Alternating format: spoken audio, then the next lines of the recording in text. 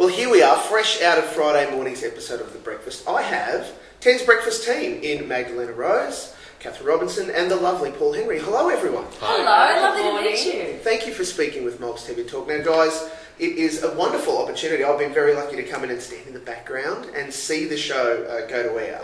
It's got such an interesting vibe about it with you guys out in the middle of the newsroom and the really open set, the light that comes in. It really does make it, it just gives it an electric energy that I think is, you kind of miss on some of the other shows. We won't talk about them. But it really does bring a lovely vibe to the place. How are you feeling in your new breakfast home? Paul? Oh, sorry, Kathryn. No, it's my turn. Yeah, of course. And if you get paid by the minute and work, go for it. It's not only is it different, because it's slightly American, isn't it, the idea of coming from a newsroom like that.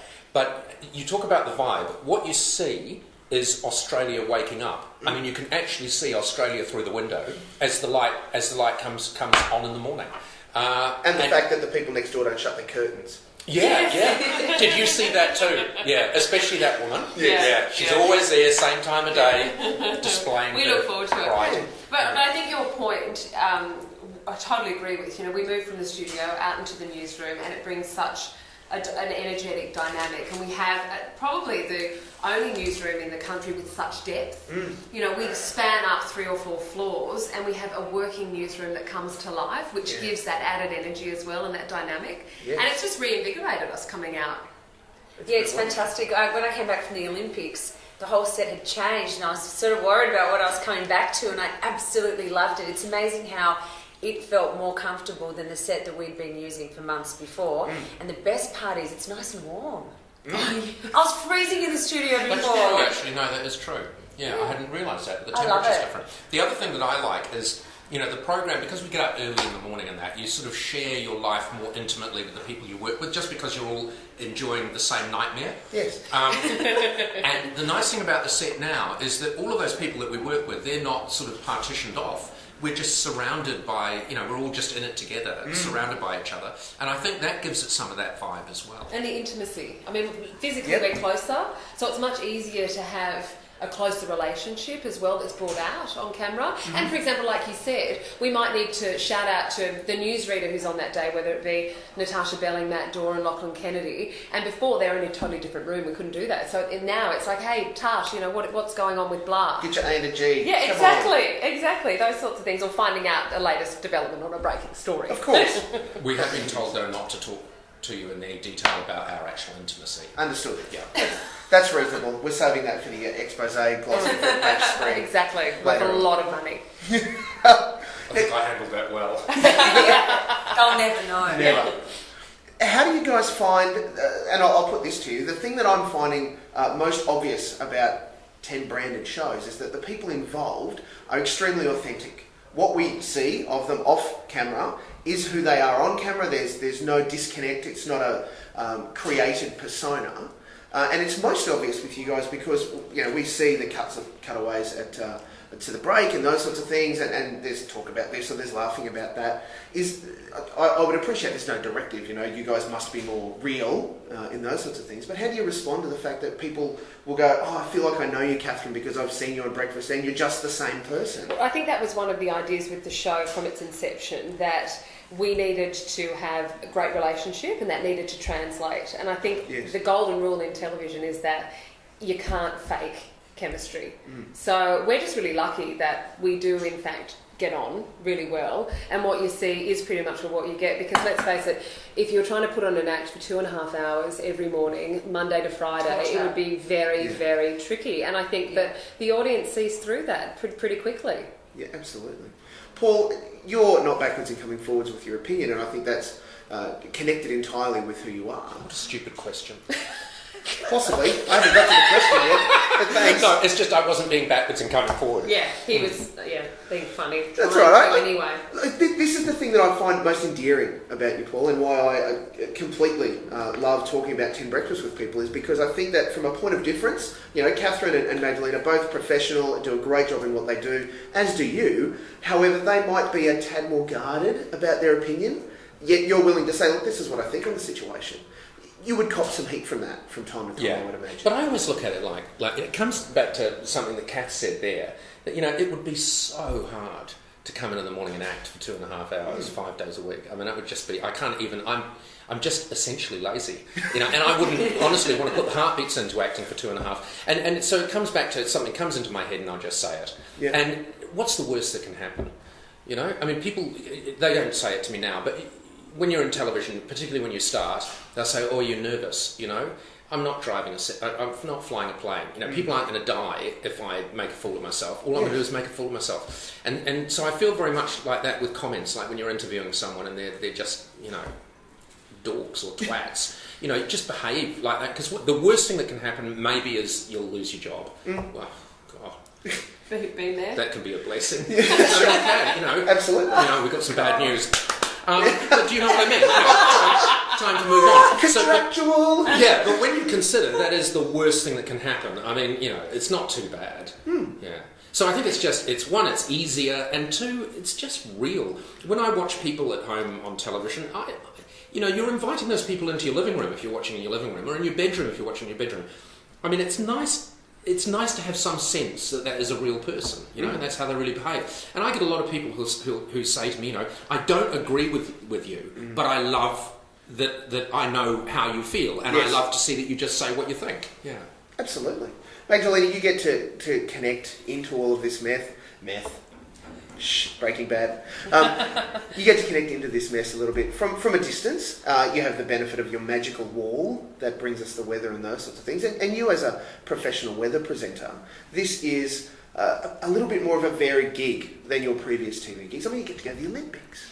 Yeah, it's fantastic. Like, I feel so lucky to have had the opportunity to not only do what I love as far as the weather goes, but to do so much more beyond that. And it's nothing that I ever asked for. It's almost like Ted and I just get each other. They get what I can offer, sure. And I'm more than happy and so excited to do it. So it's been an amazing relationship from the very beginning, even before breakfast started. And the Olympics was just such a fantastic experience, because nobody knows that I'm a massive Olympics nerd. And I've actually got this massive almanac that has been sitting next to my bed for many years, and I read about Olympic facts in my spare time. All right, nerd, come on, fact us up. So I'll just, there are too many to mention, but the point being that it had always been a dream to go to the Olympics. I'd never said anything about it, so when they asked, I was like, this can't be true. So it was really exciting, but I also love the fact that it is such an authentic environment, and I'm not just reading out numbers. I'm able to interact with the guys. People are able to get to know me a little bit better, and it's such a nice relationship with the viewers. So Isobars can be so dry, can't they? They can be so dry. Oh, no, not for Magdalena. No, not for me. In fact, what you've just said is sacrilege. I was attempting to win the pun. There is nothing more entertaining than an isobar. I'm sure that he meant that in the form of a high pressure system, so it would be dry. You're right. No, of course, you're right. Right? Absolutely. Yeah. No, I love it though. Like, I get to talk about my passion in detail with credibility every morning, and that is so rare in commercial television. Yeah. Sometimes in extreme detail. That's right. Do you know what I'm saying? More than we need. And sometimes I didn't say that. Sometimes we throw in a few dance moves. Sure. Yeah. It's necessary. Why not? Gosh, bust it out. What are you guys watching on television? What are you guys, when you take the moment, what do you watch, if anything? I think that's the same with you. We're obsessed with the news, partly because we need to be, but also partly because the kind of people that gravitate to this job are obsessed. I was going to say Real Housewives, but anyway. News, and I'm just cutting Kath some slack as always. No. But no, it's all news. I called Paul yesterday. I was out and about, and it was during a presser that the PM was giving on the fatalities in Afghanistan. And I noticed I was travelling in the car, and so I just called Paul about another non-related issue. And I noticed he was a little bit abrupt and terse with me. I always know, not terse, it was just a bit distant. Yeah.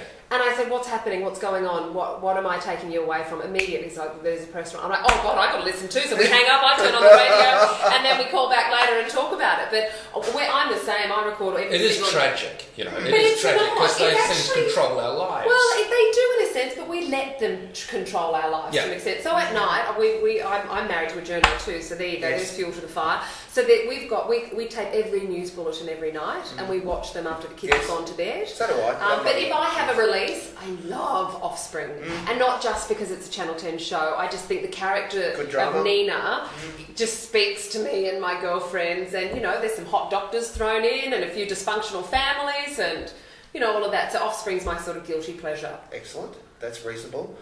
Magdalena? Reasonable. Yeah, news, and I really do like trashy reality TV because my brain is so full of information. I don't know if you guys know, but everything I do is completely unscripted. So I have to know what I'm doing. I think Magdalena would be the only weather presenter on television that I have ever known who does it unscripted because she actually knows it.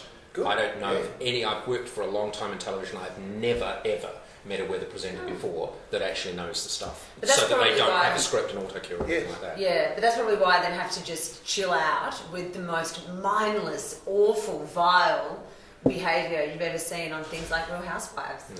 But that's your escape. Well, yeah, that's exactly it. I mean, television connects us. It allows us to find out the latest happenings and where what the news is in Afghanistan and those sorts of things, and what Snooki's doing and what the Real Housewives are doing, and all of those things. So bad. That extreme is why people connect with television. But we're going to cut that bit out. Yeah, well, ixnay on the Housewives' head. Social media is big in the news at the moment, and Mags and Kathryn, you guys are both avid social media users. Paul, I appreciate it's not your bag, baby. Thank you. It's all right. The Twitter machine. He calls it the Twitter machine. That's reasonable. And for someone like yourself, whose life is on the interweb, that is very, very generous of you to cut me slack there, because it is anathema to me. Yeah, it's not everybody's thing. There's no question. And I think when we see stories like we've seen in the last 24 hours and the stuff that's happened around Charlotte Dawson, that can kind of underline those things where I don't want to be involved in it. And in fact, some of the greatest advice that's come out of this has been, look, if it's too much or whatever, turn it off.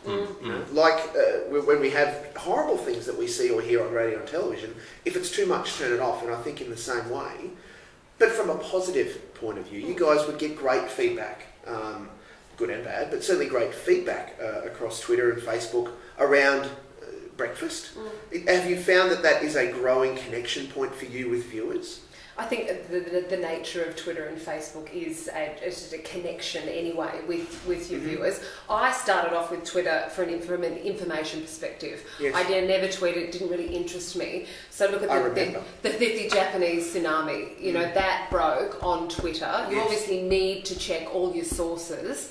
However, for me, it was an extraordinarily useful information tool. I had a bet with someone in the newsroom that if I was on breakfast, I would start tweeting. So I had to make good of my bet. But I've got to say, I wax and wane. A little bit like we were talking about news takes over your life. It can take over your life. And sometimes you just need to say, enough is enough. So I might go for a few days in a bit of a flurry and then maybe just one or two for the next couple of days. So for me, I don't probably embrace it as much as what you do. I mean, you're on it. When do you sleep? When do you eat? Sometimes. For me, it's like the currency that I operate in. Absolutely. And it gives you that connection. And you can then create an online relationship, if you like, with your viewers. Yes, and the people that I'm trying to focus on and to meet with. And I know that it's brought some wonderful moments just on 10's Breakfast alone, when we've got people like David Luttrell sending photos to Mags and stuff, and then the guys on Nova in Brisbane going berserk about it because it got on screen. You have no idea what they did. Oh my goodness, those boys, it was like they'd met the Queen. It was all on. You have no idea how shallow they are. Well, potato. Yeah, exactly. Look, I am really enjoying 10's Breakfast and enjoying the way that you three work together. As I said before, the set has really opened up and brought a new energy to the show. It is something that continues to grow, and as naturally it should when we're looking at 12 and a half hours of live television a week. Good luck to you people. My goodness. I struggle getting up at 6 o'clock sometimes. Yeah. But thank you so much for speaking with MolksTVTalk. Kathryn Robinson, Paul Henry and Magdalena Roze. Thank you very much. Great to meet you. Thank you.